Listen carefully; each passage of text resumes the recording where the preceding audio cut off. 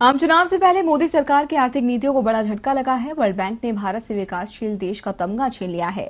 इसी के साथ ही भारत की कैटेगरी मिडिल इनकम से घटाकर लोअर मिडिल इनकम कर दी गई है। वर्ल्ड बैंक के इस कदम से भारत जाम्बिया, घाना, ग्वाटेमाला, पाकिस्तान, बांग्लादेश और श्रीलंका जैसे देशों की श्रेणी में शामिल हो गया है। क्या वर्ल्ड बैंक की नजर में भारत की हैसियत कम हो गई है?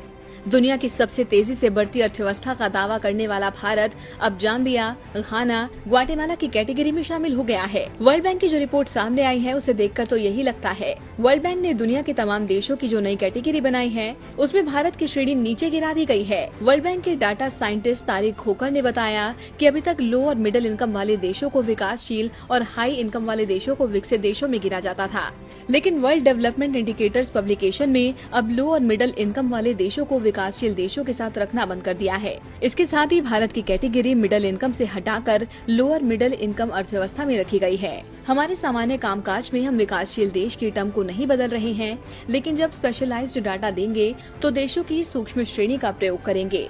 नए बंटवारे के बाद अफगानिस्तान, नेपाल लो इनकम में आते हैं। रूस और Singapore high income non OECD और America high income OECD category में आता है।